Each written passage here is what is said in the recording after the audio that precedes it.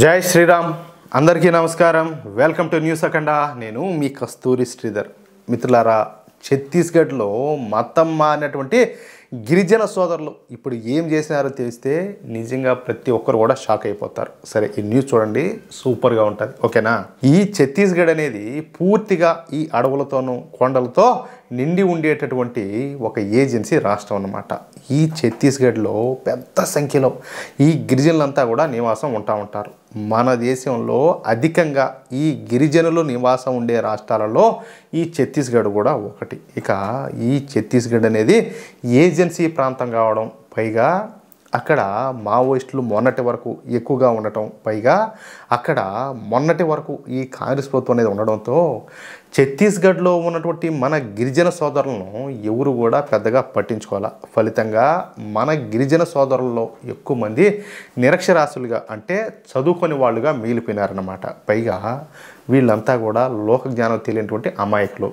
ఇకపోతే ఈ మత మార్పిడి ముఠాల విషయానికి వద్దాం. మన దేశంలో ఈ మత మార్పిడి ముఠాలు ఒక తీవ్రవాద సంస్థలాగా తయారైనాయి. వాస్తవమే. ఈ మత మార్పిడి ముఠాలు విదేశాలు ఇచ్చేటటువంటి ఫండ్స్ మీదనే ఆధారపడి బతుకుతూ ఉంటాయి. లేదా ఈ దేశ భాగాలలో ఏదో రకరకాలు ఉంటాయి కదా, చెప్పాలంటే అదొక వ్యాపారం.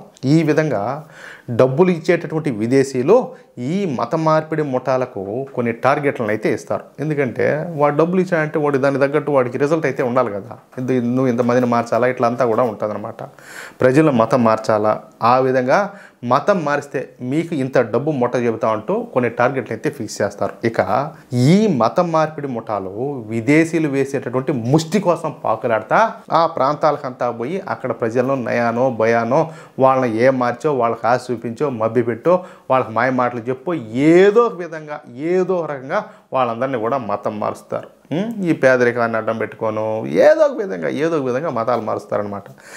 ఈ మతం మార్పిడి ముఠాలు ముఖ్యంగా ఈ గిరిజనులను ఎక్కువగా టార్గెట్ చేస్తూ ఉంటారు. ఎందుకంటే వాళ్ళకు పెద్దగా చదువు సందులు అనేవి ఉండవు. వాళ్ళలో చదువుకునే వాళ్ళే ఎక్కువగా ఉంటారు. వాళ్ళకు ఉద్యోగాలు ఉండవు. పైగా పేదరికంలో మగ్గిపోతూ ఉంటారు. పైగా వాళ్ళ చేతల్లో డబ్బులు కూడా ఉండవు.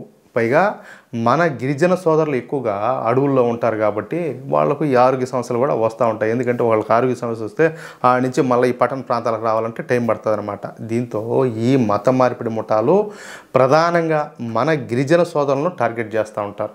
ఈ క్రమంలోనే ఈ ఛత్తీస్గఢ్ అడవుల్లో బ్రతికేటటువంటి మన గిరిజన సోదరులను పెద్ద సంఖ్యలో ఈ మత మార్పిడులకు గురి చేశారనమాట. మన గిరిజనులు వాళ్ళ సంస్కృతి మర్చిపోయి ఈ ఎడారి మతాల సంస్కృతి సాంప్రదాయాలను ఆచరించే విధంగా వాళ్ళను ఏమార్చేశారనమాట. ఆ విధంగా వాళ్ళను మత మార్పిడులు కూడా చేశారు. అయితే దేవుని దయ వల్ల ఛత్తీస్గఢ్లోని ఎన్నికల్లో ఈసారి కాంగ్రెస్ పార్టీ ఓడిపోయి మన భారతీయ జనతా పార్టీ ఘన విజయం సాధించింది. దీంతో ఇక మన బీజేపీ ప్రభుత్వం ఛత్తీస్గఢ్లోని గిరిజన సోదరులు ఎక్కువగా ఉండేటటువంటి ఈ ఏజెన్సీ ప్రాంతాలపైన దృష్టి పెట్టింది. వాళ్లకు ఈ స్కూల్స్ నిర్మించడం, హాస్పిటల్స్ నిర్మించడం, వాళ్ళ ప్రాంతాలను ఇతర ప్రాంతాలను కలుపుతా ఈ రోడ్లను నిర్మించడం, ఈ వంతెనలు కట్టడంతో పాటు వాళ్ళ జీవన ప్రమాణాలు మెరుగయ్యే విధంగా ఈ గిరిజనులకు ఉపాధి కల్పించడం వంటి అభివృద్ధి పనులన్నీ కూడా చేయడం ప్రారంభించింది ఎవరు? మన బీజేపీ ప్రభుత్వం. అంతేకాకుండా మన గిరిజన సోదరుల్లో చదువుకున్న వాళ్లకు ఉద్యోగాలను కూడా కల్పించడం ప్రారంభించారు. దీంతో ఇన్నాళ్ళు కూడా నాగరికతకు ఇతర ప్రాంతాలకు దూరంగా ఉన్నటువంటి మన గిరిజన సోదరులు ఇప్పుడు నాగరికతను నేర్చుకోవడం ప్రారంభించారు. అలాగే తమకు ఉపాధి అవకాశాలు లభించడంతో ఇక తమ జీవితాల గురించి, తమ సంస్కృతి సాంప్రదాయాల గురించి ఆలోచించడం కూడా మొదలుపెట్టారు. ఇదే సమయంలో ఛత్తీస్గఢ్లో భారతీయ జనతా పార్టీ కార్యకర్తలు, అలాగే మన ఆర్ఎస్ఎస్ కార్యకర్తలు పెద్ద ఎత్తున ఈ ఏజెన్సీ ప్రాంతాలకు పోయి వాళ్లకు తమ సంస్కృతి సాంప్రదాయాల గురించి అవగాహన కల్పిస్తా వాళ్ళలో చైతన్యం తీసుకురావడం మొదలుపెట్టారు. అలాగే వాళ్లకు తమ పూర్వీకుల చరిత్రలను తెలియజేయడం ప్రారంభించారు. ఇప్పుడు సరే, మనం ఏంటో తెలియాలంటే మనం పూర్వీకుల గొప్పతనం ఏంటో తెలియాలి, అంతే కదా. అప్పుడు వాళ్ళు మనకి ఇన్స్పిరేషన్ అవుతారనమాట. అరే, అంటే మన పూర్వీకులు ఇంత గొప్పోళ్ళ, అలాంటి వాళ్ళకి మనం వారసులమా, అలాంటిది మనం ఇంతగా నీచంగా బతుకుతున్నామా, ఇటువంటి బాధ్యత లేకుండా బతుకుతున్నామా, దేశం విషయంలో ధర్మ విషయంలో మనం కూడా మన పూర్వీకులాగా బతకాలని చెప్పేసి అది ఒక తెలియని ఒక ఆలోచన, ఆ ఇన్స్పిరేషన్. మనం ఇలా ఉండాలా, వాళ్ళలాగా మనం ఆలోచించాలా, వాళ్ళలాగా మనం పనిచేయాలా, వాళ్ళలాగా మనం బతకాలనేది అటువంటి ఆలోచనలు కలుగుతాయి. ఆ విధంగా మన భారతీయ జనతా పార్టీ కార్యకర్తలు, అలాగే ఆర్ఎస్ఎస్ కార్యకర్తలు వాళ్ళలో అటువంటి చైతన్యాన్ని తీసుకొస్తున్నారనమాట. అంతే. ఇక ఈ ఛత్తీస్గఢ్ ఏజెన్సీ ప్రాంతాల్లో ఉన్నటువంటి గిరిజన సోదరుల్లో ఒక చైతన్యం అనేది వచ్చింది.